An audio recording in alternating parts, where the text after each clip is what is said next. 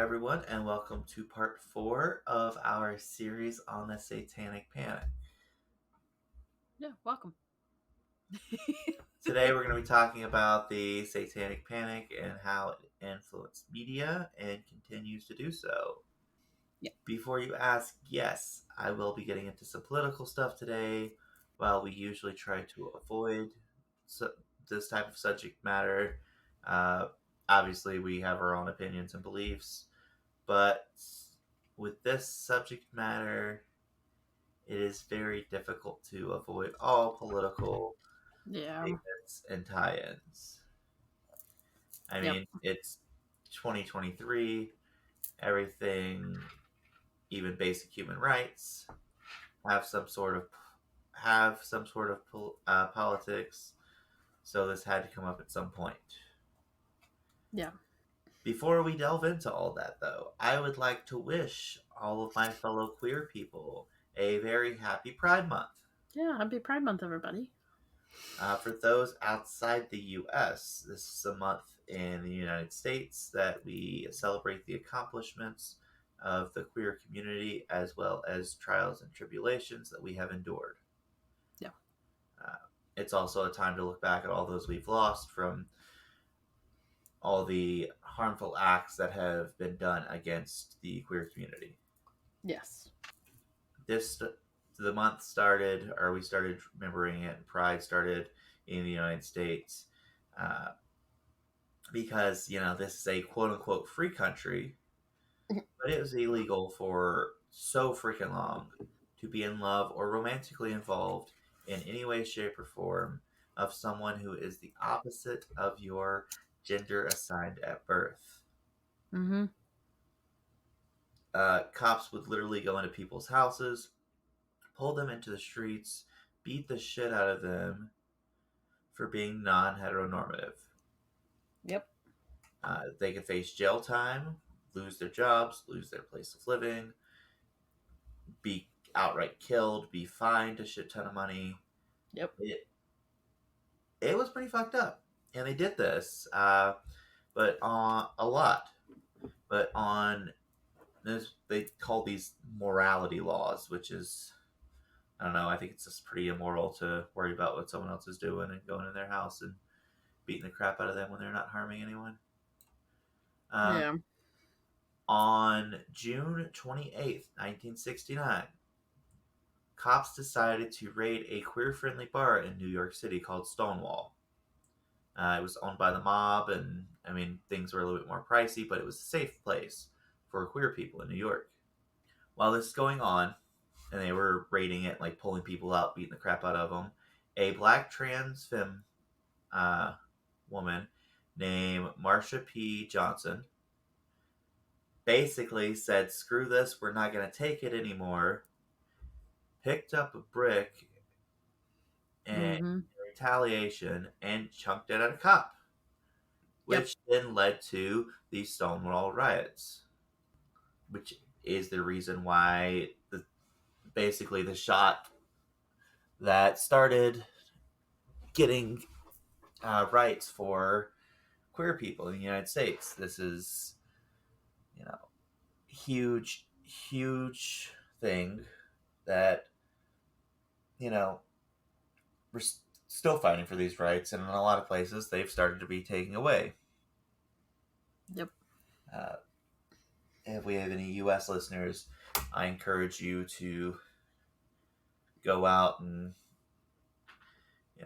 fight to make a difference for you know, for yourself if you are in the community, for your possible children, for your friends, family members, because this is a big deal. Sorry, I got a Yeah. little bit long there, but It's that fine. it's kind of an important thing. Well, Uh, especially now with the climate in the U.S. right now, it's it's yeah, very we're important. it would not surprise me if we declared war on ourselves at any point. No. Uh, but yeah, so if you are curious, if you are queer, an ally, or anything else, I highly recommend looking up Marsha P. Johnson and or the Stonewall riots. Very, very educational things Yep. there. Yes.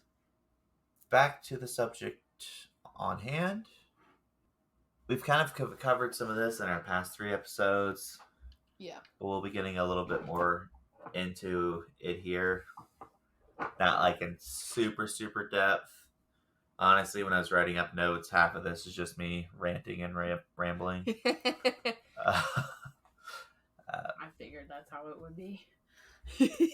but as we've said previously, the Satanic Panic was a moral panic involving a number of different factors, including but not limited to the belief in a conspiracy of of Satan influencing children to summon demons, listening to satanic music, sexual assault, murdering Yep. people, and doing and pretending while doing math. If you're curious as to what I mean by that, listen back to our D&D episode. Yep. It also involved so much more. Oh, yeah. So, of course, with TV and movies, Satanic Panic was a huge, huge influence with the news. In there, but I'll get into that a little bit more. But there's a lot there in itself. But as far as TV shows and movies, there's so much here, and honestly, I don't think current horror would be what it is, or as big as it is, without the media generating as much propaganda regarding the Satanic Panic. Yes. I'm sure there's some people that would disagree with this, but it's just how I see it. Thanks to the Satanic Panic, the horror community was given so much fuel for ideas and so many things because I mean horror typically trends around things that scare people or things that are unknown, and what's more unknown than a group of people who are secretly cavorting with the Dark Lord himself and making pacts to gain power and to abuse people. It's the monster in the dark that could take your innocence, the innocence of your child, could take away your freedoms, the freedom of your children, could take your life or cause you endless pain.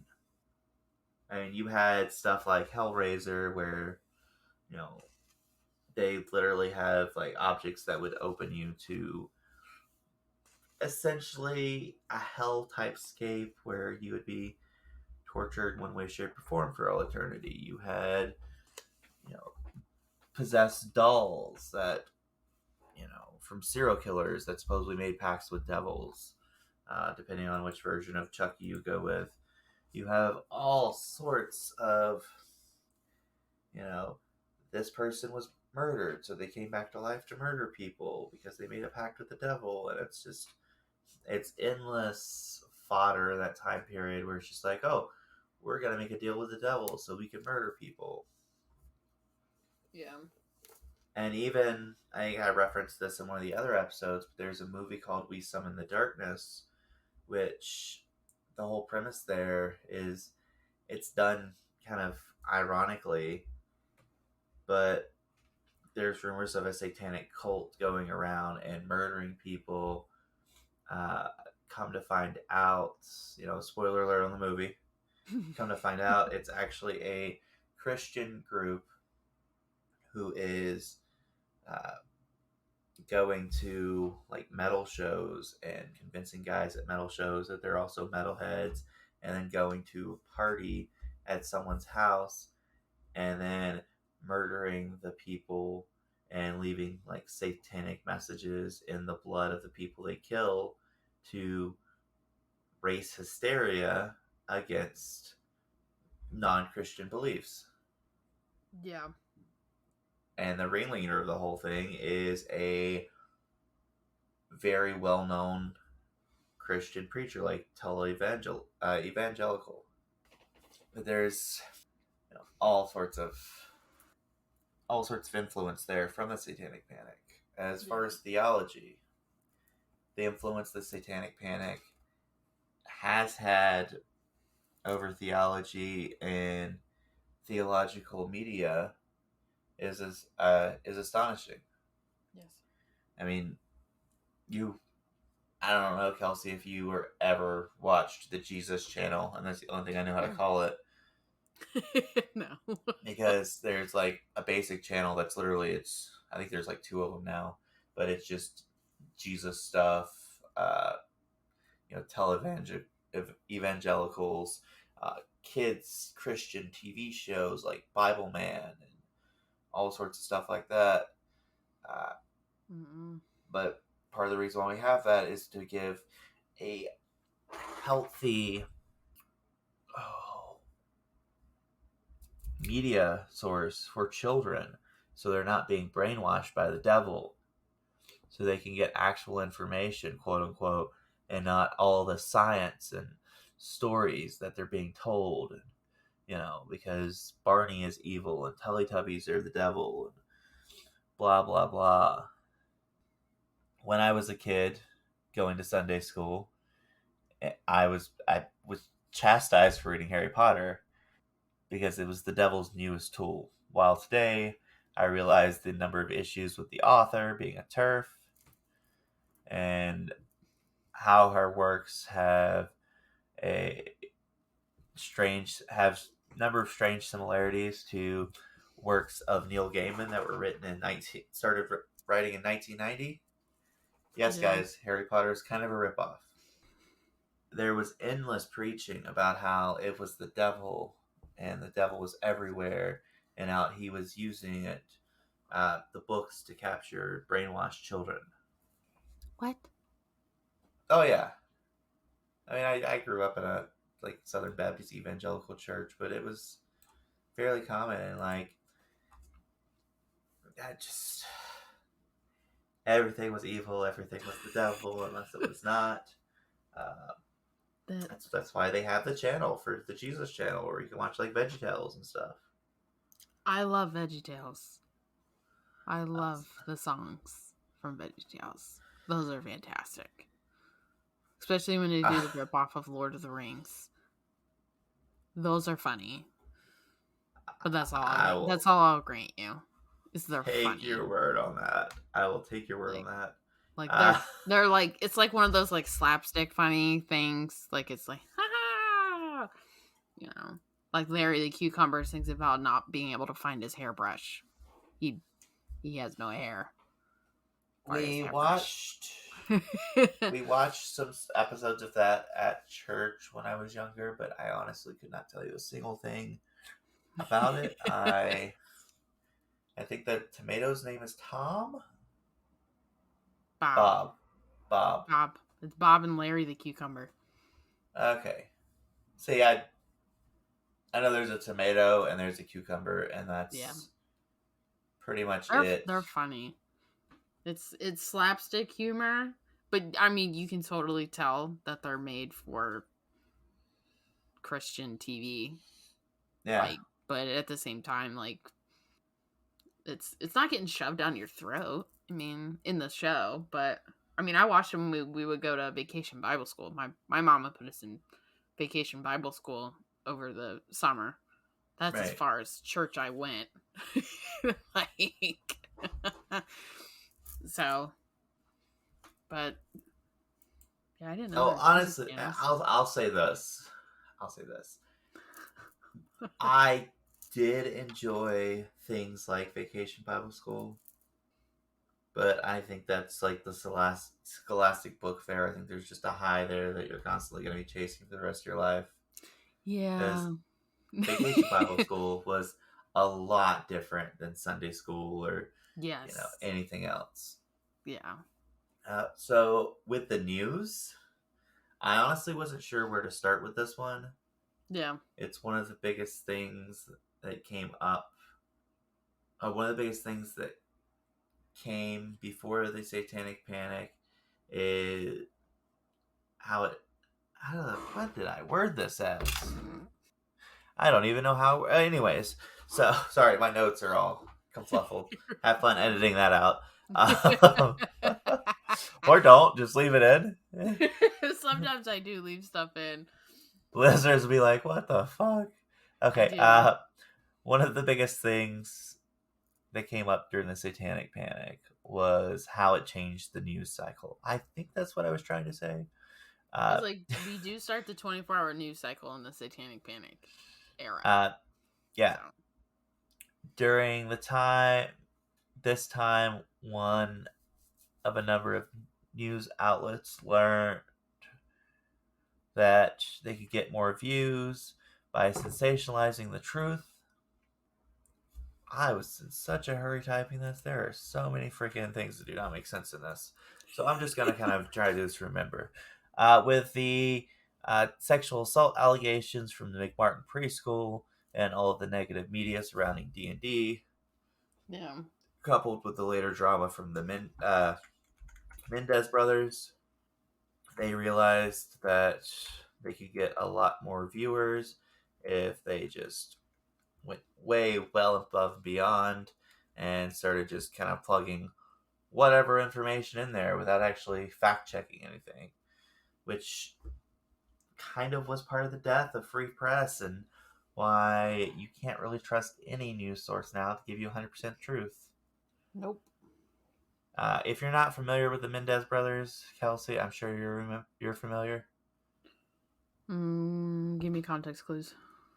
They're two brothers from a affluent family. Their father was like a super wealthy businessman, and they murdered their parents. That sounds vaguely familiar. There's And like there probably was, a book or two on it. I'll read. yeah, it's an interesting story. I'm not one for true crime, but it is an interesting, wacky story. Yeah. You also saw the rise and fall of tabloids during this time. Yes. Uh, that were later replaced by all of the BS on social media, where you would. Do you remember tabloids? Mm-hmm. I used to love picking them up at the grocery store, I was like, they're and just still flipping there. through them. Are they? Oh yeah. Because most of Mm-hmm. them kind of died out in the early 2000s with the rise of social media. But yeah, so the big thing with tabloids is, if you're not familiar, they are quote unquote newspapers or magazines with completely BS stories in it. They are a great source of wacky short fiction Mm-hmm. stories that supposedly take place in the real world, and Mm-hmm. it will say stuff like, uh, "Woman is pregnant and gave birth to Sasquatch," or Mm-hmm. some weird stuff like that. They're the It's out, craziest things. but they're so much fun. Like, yeah, there's still a Uh, couple, like, in the actual, like, check outlines. I know that a lot of grocery store retailers are going to, like, a lot of self-scan yeah, things, but the actual, like, with a person, they're still there. There's a few, but they're still there. it's I don't know. I always enjoyed reading them just because they were so far out there, and it's like, what am I reading? Why am I reading this? Probably the most Yeah. famous one is Bat Boy, which is the story of uh, a bat, a young boy that was raised by bats and was part bat or something like that. That was found in a cave, and Yep. there was actually I saw a play based off of it, which was really weird That's because I was weird. a drama nerd and used to go to plays at like I've- different high schools and stuff around.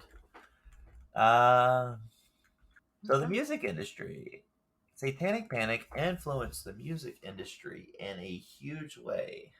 They still do to this Yes. day, where multiple musicians who use satanic imagery in their music videos and songs.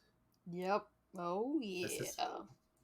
this is prevalent in stuff from artists all the way from Kesha to Lil Nas X to like other like metal bands, stuff like that. For those of you who don't know who Lil Nas X is, he is a very gay hip hop Mm-hmm. artist Yep. who is ridiculously fabulous Yep. and made a music video where he was giving very provocative dances and stuff like lap dances and such to many different incarnations of the Dark Prince himself. And Yeah. obviously Christian conservatives did not like that, and this is more recent, so this is like I said, still influencing it. The music industry is known for for using shock value to get sales. Oh yeah. The more shocking it is, the better it is. And like I said, they use satanic and Illuminati imagery. Cults. This is a Cult. favorite topic of mine. Uh, It is. that being said, I am annoyed by what the Satanic Panic kind of did to the word cult, along with a lot of the quote unquote cults. Oh, I guess they were technically cults, but cults that were around at the time and a little bit before, uh, because it turned cult into such a negative connotation. Yes, and there's still a lot of negative connotation around that word still. Yeah, and anytime anyone hears cult, they're like, "Hey, this is a bad thing," and a lot of ones that get into the media and stuff are, and that's just kind of how it's evolved because people don't say they're a cult.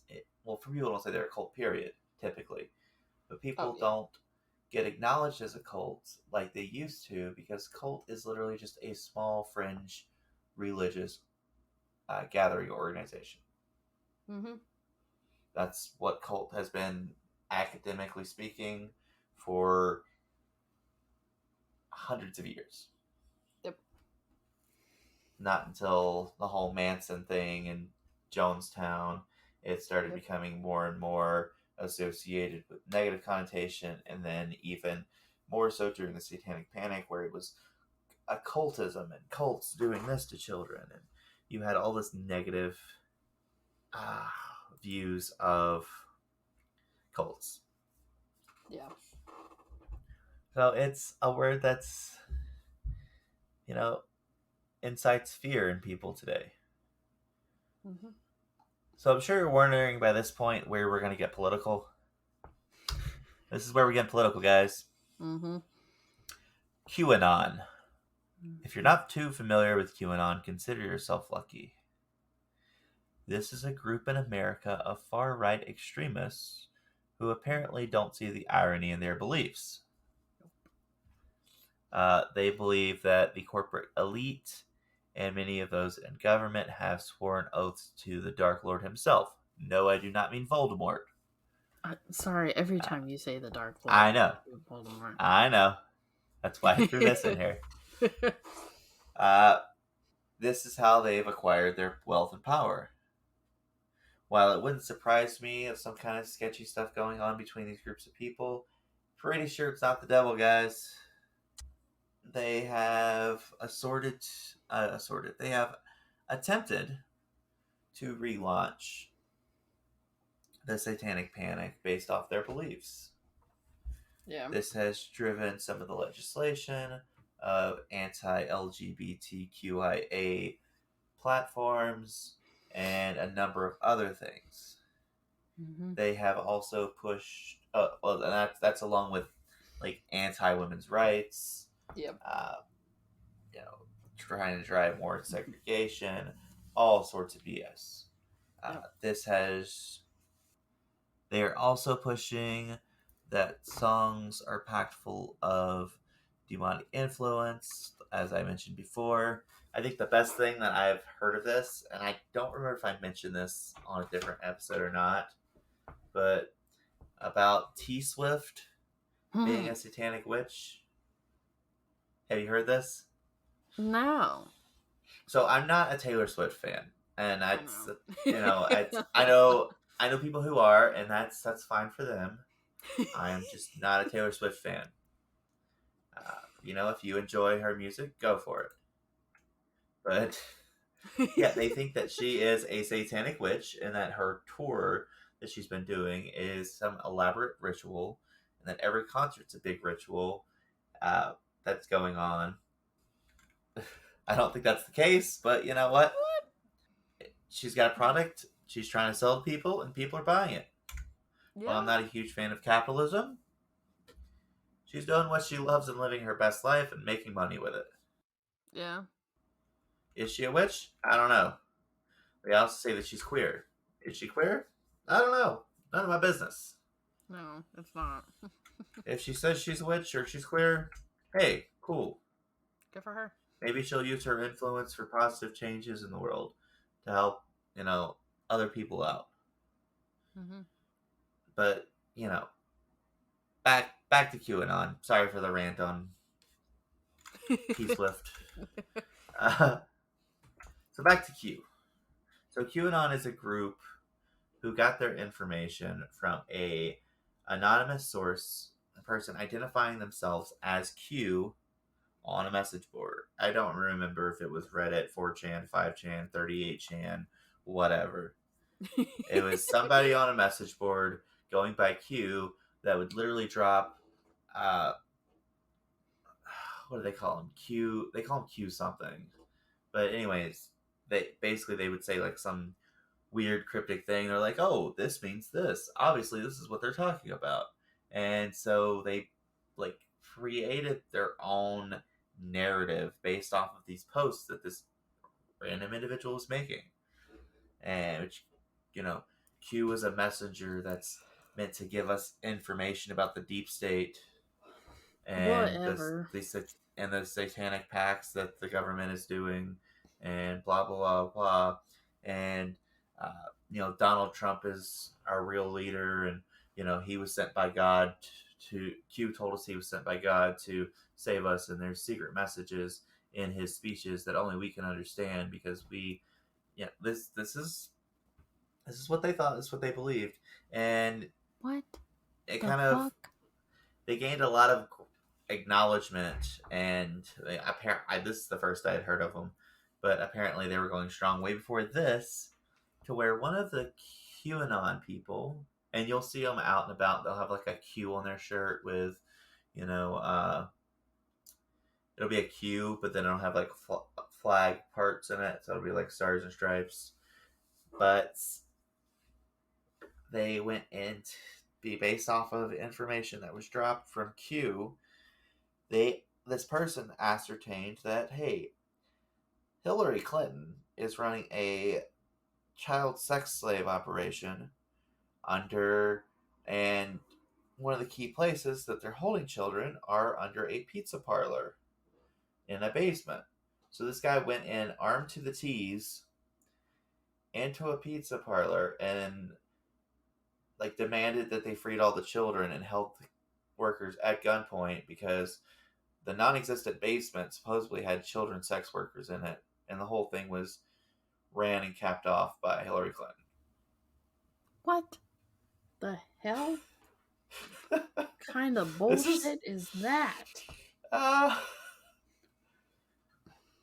these are What also the the same people actual that fuck? these are also the same people that believe that Donald Trump actually won the last election and that it was stolen from him. These are the same people that raided the U.S. Capitol building on January 6th. It's So I think we've talked about these people when we talked a little bit about cults because these guys are basically a cult. They are. Although that's again feeds into the negative connotation of cults. They are freaking nuts. Actually, during my research, I found a really nice article in Vox on the subject of the Satanic Panic and how it never really went away. It's still here. I'm gonna have Kelsey provide the link in the description. I've got the link in the notes. But it's Satanic Panic's still here, guys. Yeah, it's not going It's away. I it kind of died off, at least in my opinion. It died off and it started ramping back up. But you know what? Maybe it didn't really die off. Maybe it just kind of went dormant, or maybe the people who were preaching about it were out of the limelight because there was more important things going on. Yeah, because I mean, you saw it kind of surface with Stranger Things when Stranger Things started coming out. It kind of reamped up a little bit. Well, with the rise again of D&D, Yep. you kind of saw it too. But I think it's like just a constant ebb and flow that we have now. But it's so much worse. And like I said, I honestly believe we're on the verge of some kind of civil war. Uh, And I think this is going to play a part in it. Yeah. I mean, you're always I going to have think that, extremists. Always. yeah. You're always going to have it about everything. Everything will be, you're going to have extremists on either side. Yeah, and unfortunately, they're the ones that get the news. Yep. I mean, we've had plenty of serial killers and, some cults that have claimed stuff that, feeds into the idea and the identity of there being some kind of cabal. But if you look at these individuals case by case, and not just surface level, there is a much deeper story there in each individual one. So I cannot stress this enough. Do your independent research. Yep. Don't take my word for stuff. Don't Nope. take Kelsey's word for stuff. Don't take anyone who claims to be an expert on anything. No. I went to a pagan music festival one time, and one of the guys that was camping around our group, like his group and our group were kind of camping together, and he said something. He was like the high priest for their community, and he said something, and I hold this dear to me today. Anyone who claims to be an expert is an idiot. Yes. I agree with because anyone who's an expert knows that there's no way to really be an expert. No. I mean, there's always stuff to learn. You can never fully know or understand something. Yeah, no. Mm-mm. So do your own research, look up stuff yourself, double check, fact check, and be open to the fact that you know what, there's a chance you're wrong about stuff. Yeah. And be humble enough to accept that and make the changes to your view and make the changes of your perception on things based off of facts and data. Yep. But that's what I have for us. So, are you ready for our tarot? I am not.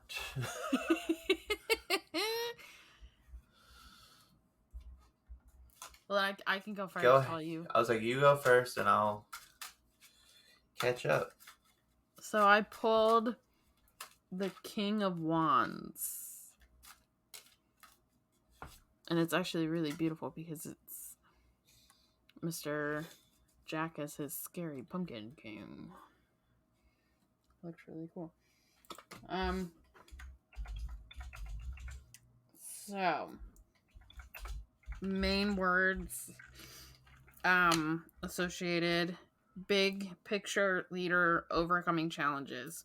When you meet the King of Wands, we see someone who is quietly confident, filled with inner strength, and blessed with great leadership.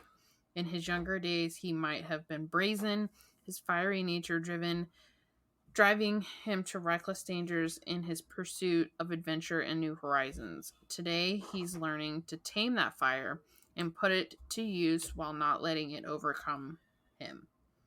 Though he may be a little wiser, he still has appreciation for some of the more chaotic sides to life, and you can be sure that if the opportunity presents itself, he would gladly leap to his feet in order to travel some great unknown. To see him in a reading can mean you'll be called upon to lead the way forward. All right. Okay. Interesting. So I pulled. Okay. Oh, the art looked a little weird. I thought that was a cup for a second. I was wondering whether there was cups on my wands. I pulled the Three of Wands.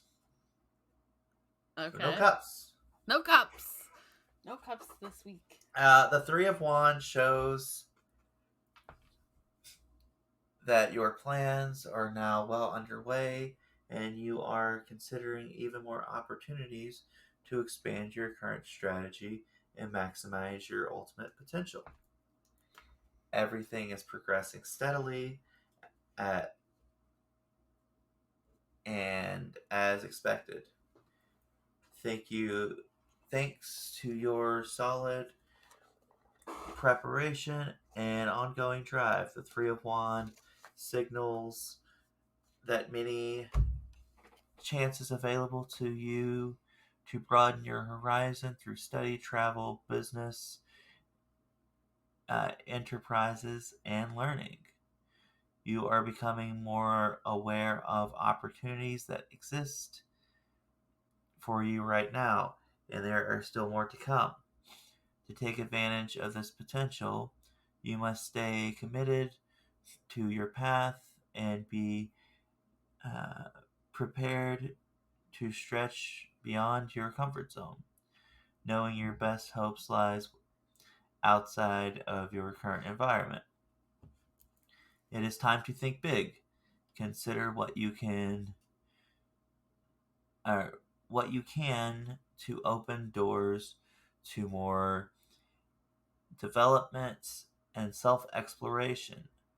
This card encourages you to dream bigger than your limitations. Accept your vision and be confident you can achieve it.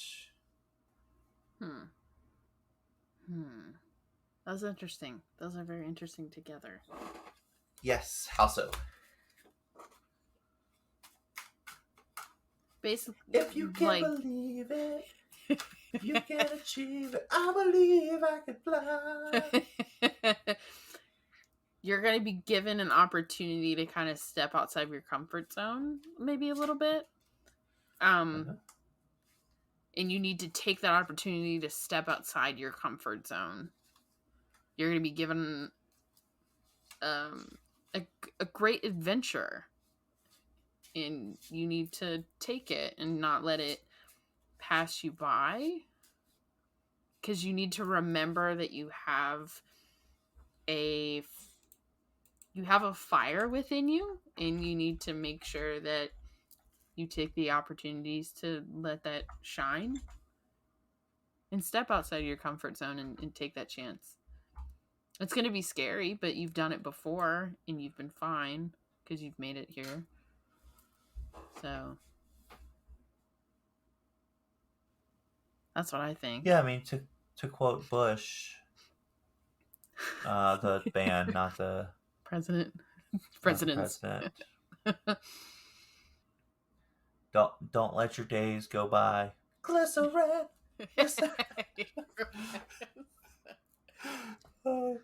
I mean, that's what I think. No, I fully agree. Like, you're gonna be given a chance, and that chance is gonna take you like 5 steps in the direction that you've been wanting to go, that you've been too scared to do. Multiple chances, just You've never felt like there's been the right one, and now you've been given the right one. Yeah, just grab your horse by the horns and take off. Yes, horses have horns in this situation. Leave me be. It's fine. Like we call it a unicorn, bub.